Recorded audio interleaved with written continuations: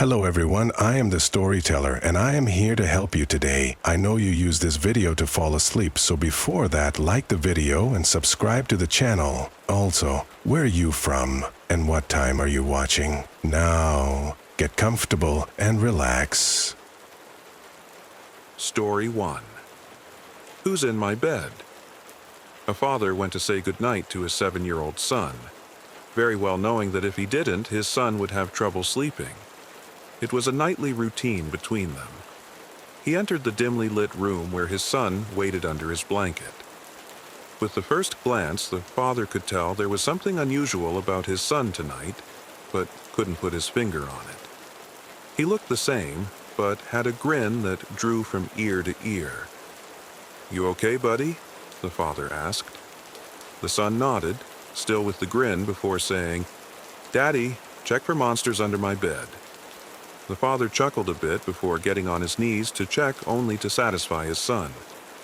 There, under the bed, pale and afraid, was his son, his real son.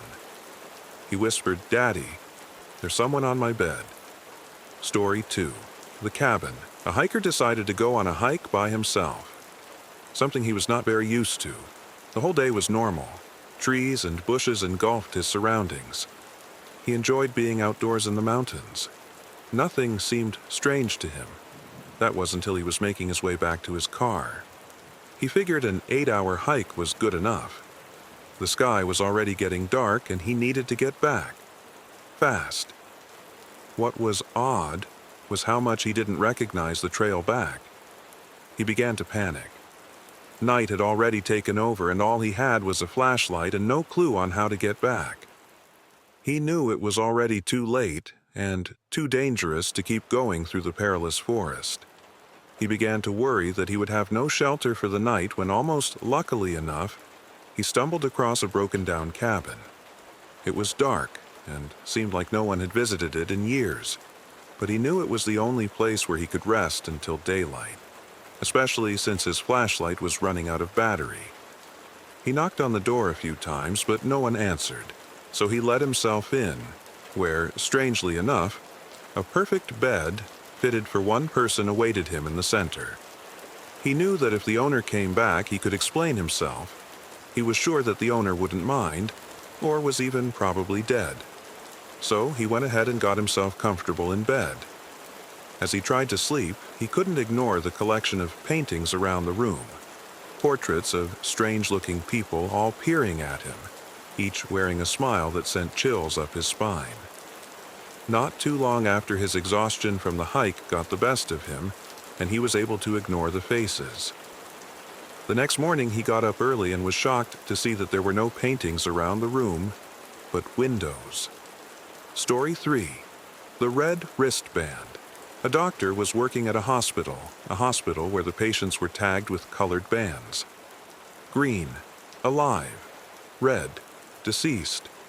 One night, the doctor was instructed to get a few supplies from the basement of the hospital, and so he headed to the lift. The lift doors opened, and there was a patient inside, minding her own business. Patients were allowed to roam around the hospital to stretch, especially those who have stayed long. The rule was to be back in their rooms before 10. The doctor smiled at the patient before pressing the number for the basement. He found it unusual that the woman didn't have a button already pressed. He wondered if she was heading to the basement, too. The lift finally reached the floor where the doors opened. In the distance, a man was limping towards the elevator, and in a panic, the doctor slammed the elevator button to close. It finally did, and the lift began to ascend back up, the doctor's heart pounding. "Why did you do that?" "He was trying to use the lift," the woman stated, annoyed. "Did you see his wrist?" the doctor asked. "It was red. He died last night. I would know because I did his surgery." The woman lifted her wrist. He saw red. She smiled. "Like this one?" Story 4. White with red. A man just moved into an apartment and heads to the receptionist to get his keys. The receptionist gave him the key with a smile, but warns him not to disturb the door with no number on his floor.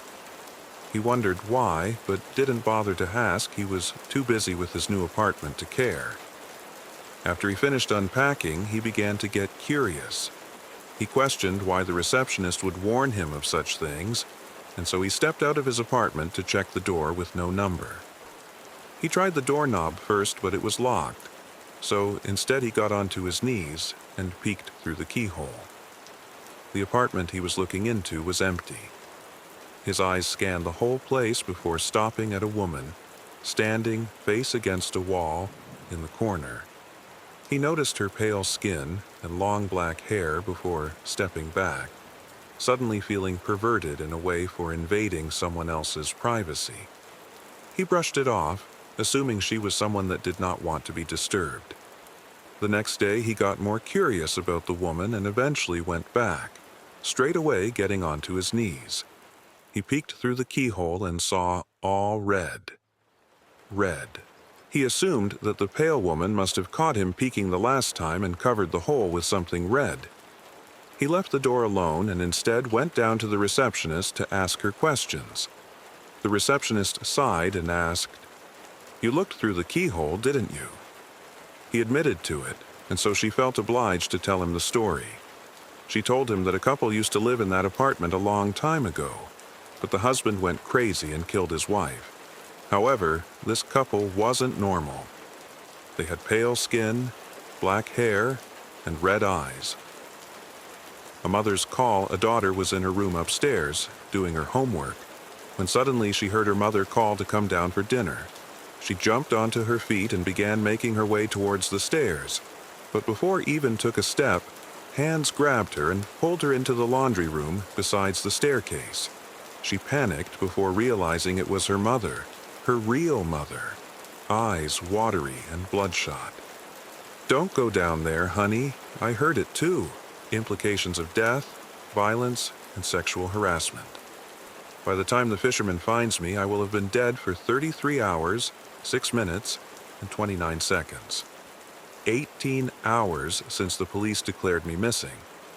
15 hours since Zoe told my biology teacher that my tent was empty, that I hadn't returned from the party we'd snuck out to the night before.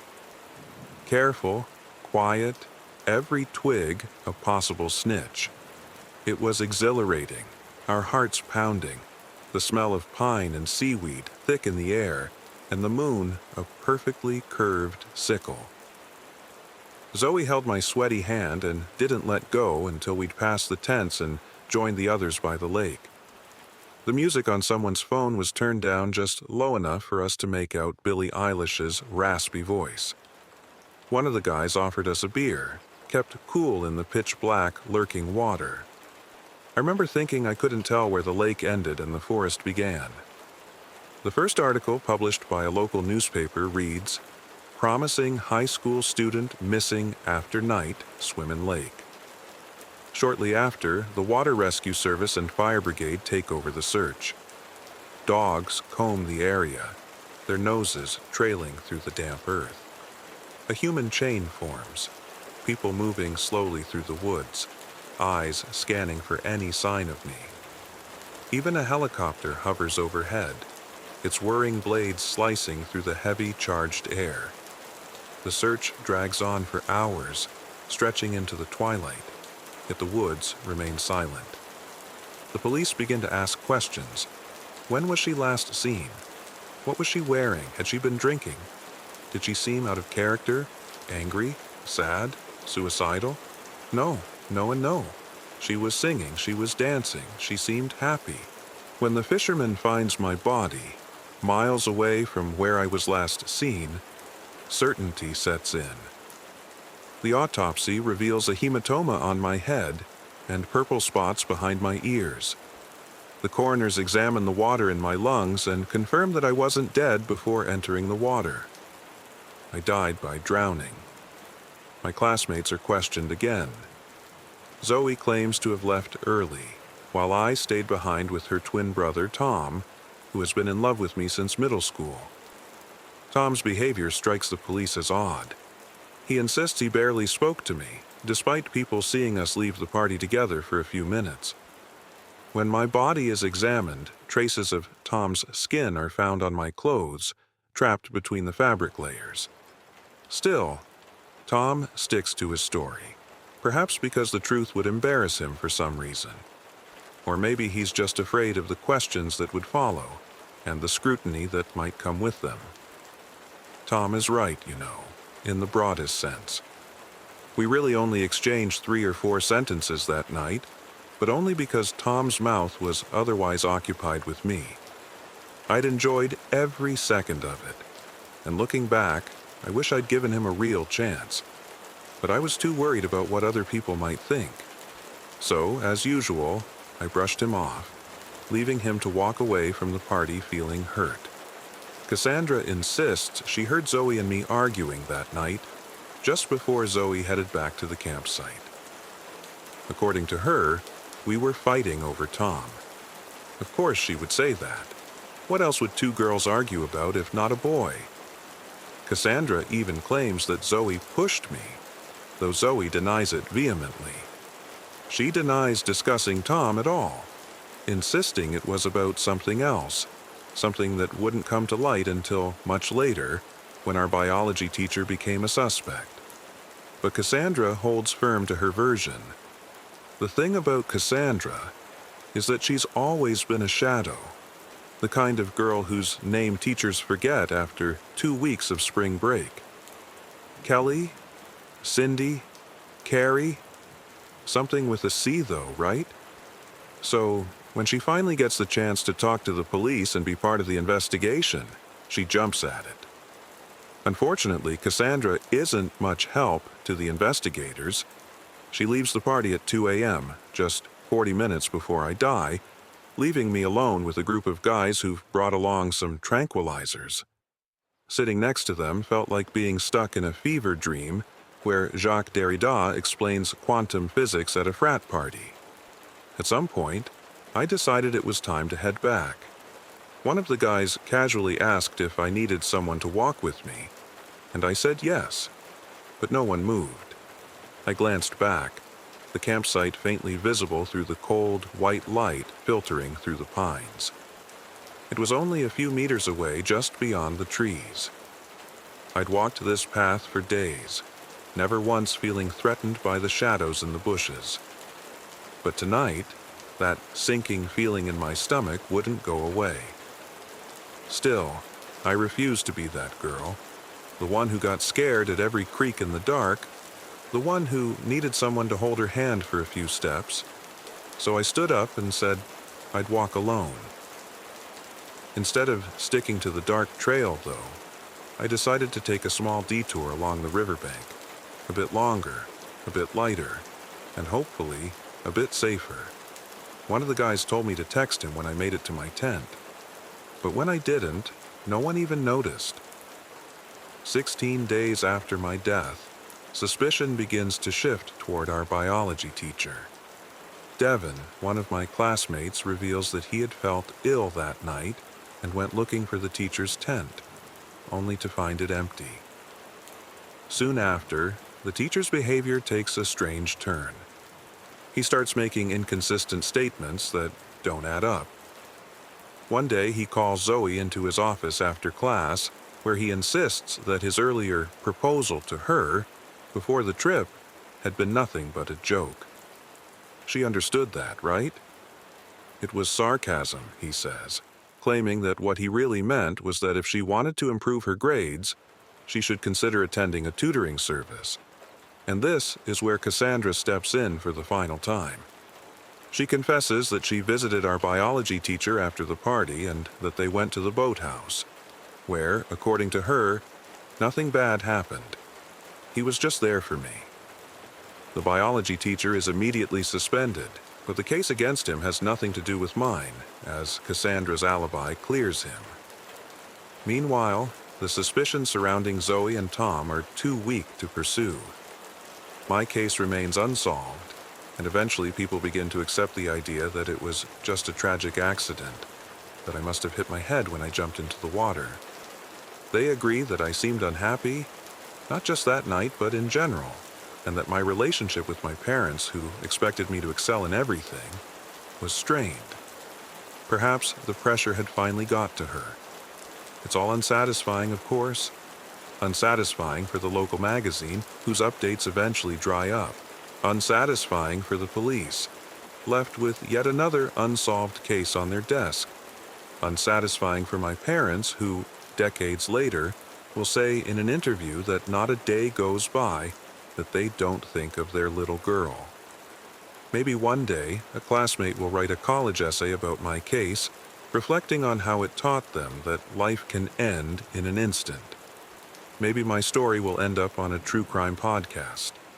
Or perhaps Netflix will stretch it into a tightly structured 8-episode miniseries, where my body is discovered just 3 minutes in, enough time for viewers to decide if they'll keep watching.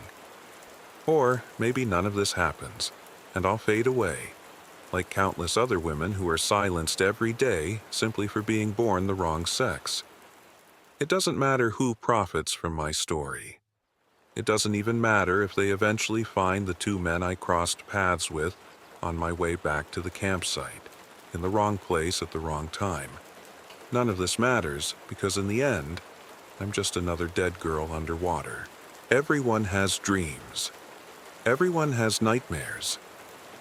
But have you ever had a dream, so real, so terrifyingly graphic, it left you wondering, did it actually happen? Is it just a dream? Or did reality find itself where it shouldn't be? The mind can be a powerful place, and if influenced by the wrong things, dangerous. Mom, don't move. Hand it over slowly. No, it's too special. You have no idea how significant this is to the women of our family. I'm not letting you take it. Gloria is dead. Mom, you need to give me... Never! Andrew, my dear boy, it's all a dream. I told you about my dream, remember? It's not real. This keepsake has been passed down for generations. It didn't kill anyone. This is insanity. You killed her. You murdered Gloria. Your own daughter. Why? I need you to give me the... Arlie! Arlie, damn it, wake up. You're going to miss the bus. Arlie Davis shot up in bed, drenched in her own sweat. She quickly checked under the covers, getting up relieved she wouldn't be changing her sheets for the 3rd time that week. Another dream, or as her best friend Danny liked to refer to them as, nightmares. These nightmares started happening last winter after Arlie's 16th birthday. It was always the same 2 people, a man and a woman arguing over something. She didn't know why, but these moments in her sleep, Arlie never felt like they were hers. Arlie Merriam Davis. If I have to call you one more time, I'm coming, Mom. Gosh. Arlie pulled on a hoodie, not giving a second thought about changing out of her sweatpants and junk shirt. She was a junior in high school. No one would care. Tripping into the bathroom, she checked to make sure her locket was still around her neck. Looking in the mirror, Arlie smiled. She wasn't a perfect picture when it came to society's definition of beauty. Still, her long, curly brown hair and strong jaw was something she was fond of. She didn't need to be super skinny like all the other popular girls in her school. Arlie preferred her toned, muscly arms and legs from years of running track and playing basketball. She mindlessly touched the gold locket resting on her chest. She couldn't remember the last time she took it off. It was a gift for her sweet 16, from a great aunt or something. Arlie didn't really care. It looked mysterious, and she liked that. Well, what did they say this time? Danny prodded as the 2 girls walked to class. Who? My mom? She screamed at me because I overslept again and... No, stupid. You know, creepy nightmare people? Danny rolled her eyes. Arlie had relied on Danny through all of these confusing nights. Her parents would send her to another money-driven therapist or write her off as dramatic, but Danny truly listened to her. Danny's care and friendship were what comforted Arlie through those stressful times. It was mostly the same crap. Arlie tended to keep the more disturbing parts to herself. I didn't notice anything different. It doesn't matter anyway, Danny. It's just a dream. I probably just need to stop watching so many intense horror films. She laughed nervously. Well, duh. Considering you seem to have a phobia of two strangers fighting. Whatever, you're just weird, Danny said in the most caring way possible. You are very perceptive, though. She gave her friend a nudge. So, if you think there's something wrong, nah, it's just a phase. I've got psychology. See you next period. Walking into her classroom, Arlie found herself feeling a bit queasy. She didn't know why, just a vibe she guessed. She sat down in her dreaded, assigned front row seat. All right, class, settle down, please. I'm Mr. Finley, your substitute for the next couple months. He was a tall, well-built man with kind eyes and a gentle expression. Arlie caught herself glaring and quickly looked away. He seemed nice enough, but subs always got under her skin.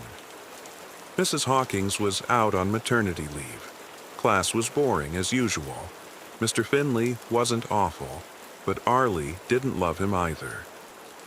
Now let's see here. Before we end, I have a question for all of you. Has anyone here studied any form of brain anatomy or read about it in class? What the heck? Arlie whispered to herself. Some students grunted, either confused or annoyed by how well this substitute's knowledge of human psychology was. No one likes a sub who actually teaches. Let me give you a quick overview, Mr. Finley continued. Let me tell you how your brain is influenced by how you live your life. Whether you would like to believe it or not, your brain is greatly impacted in various ways. Physical, mental, and even subconscious interactions help shape your brain's functions. What you engage with can impact your mind greatly. Arlie stared intently at the substitute. She felt even more sick. What he was saying made sense but bothered her. Excuse me, Mr. Finley, can this brain shaping or whatever affect dreams? Mr. Finley turned towards Arlie and smiled. Why, yes, they can. Funny you ask, miss. Arlie Davis. Well, Miss Arlie, dreams are a form of our mind's deepest thoughts and sometimes fears. Like a person's behavior, they are influenced by experiences or interactions and can reveal a lot about what we may expose ourselves to that can harm us emotionally or psychologically. Dreams can bring out things that we may have never wanted to surface. Arlie jumped as the bell went off for the start of second period. She stood up and slowly gathered her things, watching as her fellow peers rushed out of the classroom. Still curious to know where her sub had been going with his little dream lecture, Arlie walked hesitantly to the door and turned around. Hey, Mr. Finley. Mr. Finley turned from the board to look at her. Yes? Arlie? There was something in his eyes that all of a sudden angered her.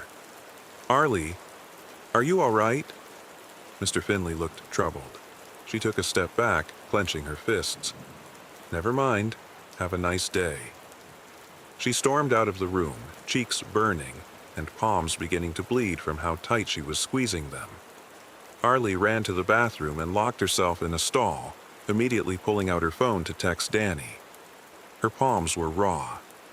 Tears began rolling down her cheeks. Thankfully, it didn't take Danny long to find her. Arlie, are you okay? What? Oh my gosh. What happened to your hands? Danny bent down to hug the now sobbing Arlie, who had no clue why she was crying. She just felt wrong. Danny, Arlie began as Danny pushed her friend's head to the toilet. Arlie Davis threw up, then threw up again. After that, with many objections from Arlie, Danny called Mrs. Davis to come to pick up her pale-as-a-ghost daughter. You're sure you don't want me to come home with you? Danny asked, concerned, as Arlie climbed into the passenger seat. No, it's okay, Danny. I'll be fine. I'll see you tomorrow. During the whole drive home, Arlie couldn't help but think of her substitute, and every time she did, she would grind her teeth. There was something about him. She hated him. There was something she recognized and despised but couldn't quite put her finger on. Okay, hurry and get out. I have to get back to a conference meeting. Go take some medicine, wrap those awful hands of yours, and get to bed. Without a word, Arlie complied with her mother's command, took her bag, and headed to the house. She walked heavily to her room upstairs and collapsed on her bed, shivering. Arlie knew she should at least take medicine since she didn't feel like bandaging her hands as they had stopped hurting. Instead, she closed her eyes and slept. There was a man. He was looking at himself in the mirror. His face was blurry, like an almost forgotten memory. He was holding something. It looked like maybe a baby? The scene changed, and the man was facing an older woman, his arms outstretched, backing away from her and glancing at a body, a young woman's body, bloody on the floor. Then the voices came. "I need you to give it to me, Mom. It's dangerous. Please, stop looking at it. It's hurting you." The man was speaking to the older woman. His tone was urgent and serious. "Andrew, I need it. It's special. It's been in our family for so long. You can't take it from me." Her voice was like an echo, strong and threatening. All of a sudden, Arlie felt herself standing in the corner between the two. She felt so small and helpless. The old woman snapped her neck around to stare at Arlie. She began rushing toward her. The man lunged, screaming, "No! Ah!" Arlie fell off her bed out of breath. Panic attack. She rushed to the bathroom and gagged into the toilet. "I should take a shower," Arlie whispered, voice cracking. The hot water scorched her skin, but she felt better after. She pulled on fresh clothes and wrapped herself in a blanket. Sitting on her bed, she grabbed at her neck. It was stinging, frighteningly painful. "Maybe the chain is irritating my skin," Arlie said to herself. She reached for the clasp. It wouldn't unlatch. Arlie anxiously began pulling, feeling a bit claustrophobic. Still, the locket clasp would not release. She grabbed angrily at her pillow and threw it across the room. She collapsed face down onto her bed and began weeping once again. She was so confused. What time was it? She glanced at her iPhone. It read 4:36 p.m. What? I've been sleeping all day? Her parents would be home from work soon. She should probably call her mom to see if she needed to start supper, but Arlie was just so exhausted, both from crying and stress. Instead, she texted Danny to see if she'd spend the night. After a couple of minutes without a response from her friend, Arlie fell back to sleep. There was sobbing. It sounded so far away, but she recognized it. She'd somehow heard it before. It was the man hunched over the dead woman. The older woman was not in sight, and neither was the little girl. Wait, had there been a little girl? Why was Arlie thinking of a little girl? No dreaming, this was a dream. Hadn't the man been holding something before? Right, the baby. Was the baby the little girl? Where was she? The man turned his head. Arlie could see his face, his eyes. She knew those eyes. All of a sudden, Arlie saw herself, sitting up in bed, looking at the locket. She saw herself open it. She saw her own face go pale and scream at the thing behind her. Inside her necklace was a mirror. Arlie saw her own reflection in something else. Killthem. Who or what said that? She could hear her parents come in. It sounded hazy, like coming out of a dream. "Arlie, we're home. Why isn't dinner started?" Arlie ran to her dresser drawer and pulled out her pocket knife from 6th grade. "Arlie!" It was her father's voice this time. "Arlie, girl, we're back. Mom told me about your little incident at school. Are you okay?" Arlie put a hand to her mouth, wanting to throw up again. She crept silently down the stairs, somehow knowing exactly where her parents were and how to reach them. They would never know until it was too late. Sarah and Albert Davis had their backs to their daughter as she entered the kitchen noiselessly. "Honey, come down here," her mom yelled. The floor squeaked behind them. "Mom? Dad?" Arlie's parents turned around. "No, no, stop it, don't do it." Arlie threw off her covers. This time she knew she would have to change the sheets. Another nightmare. Her sheets were soaked. They were red. Arlie was soaked in red. Arlie grabbed at her now burning neck and stifled a scream with her other hand. It was 6:40 p.m. Her parents should be home. Arlie, still holding her hand in between her locket chain and neck, rushed to her dresser drawer, searching feverishly for her pocket knife that should have been right. No. No. It was gone. Practically falling down the stairs, Arlie reached the kitchen doors and stopped. Her parents were there with slits in their throats. She felt like she was having a seizure. Her body shook and her brain rattled in her skull. "No," she whispered. "It was a dream. This is just a dream." Arlie crawled to her parents' motionless bodies. She grabbed her mom's wrist, hoping, praying for some sign of life. There it was, a pulse. Her father showed the same relieving sign. However, they would not last long. How her bleeding-out parents were still alive, Arlie did not know. Someone began pounding on her front door. Whoever it was didn't wait much longer until bursting into the house. "Arlie!" Danny screamed. Danny rushed into the horrific sight of her blood-drenched friend sitting in front of her even bloodier parents. "Oh my!" Danny fell to her knees. Arlie shot up and pushed Danny away, shrieking, "Why did you bring him with you? He's a threat to us." The sound may have come out of Arlie Davis's mouth, but the voice was not hers. "Arlie, stop!" It was Mr. Finley. "Give it to me, Arlie." Mr. Finley's face was full of fear and pain. "Please give it to me so I can help you." Arlie clawed at her locket. It felt smaller, like it was choking her. "Give me the locket now!" Arlie stopped. She stood there and looked Mr. Finley dead in the eye, right into those familiar eyes. "You," her voice was shaky and uncertain. "You're Andrew." Andrew Finley froze. His eyes began to water as tears streamed down his face. "Arlie, I thought you were too young to recognize me. I thought she would have erased me from your memory when she took you. But I found you." "What are you talking about?" Arlie screamed. "No, I hate you. You almost ruined me. Stay away," Arlie cried, still speaking for another presence in the room. She grabbed at her locket, desperately wanting to rip it from her neck, but, at the same time, feeling the urge to look inside, realizing at that moment that she had never done it before. Except for her dream, but she needed to see it again.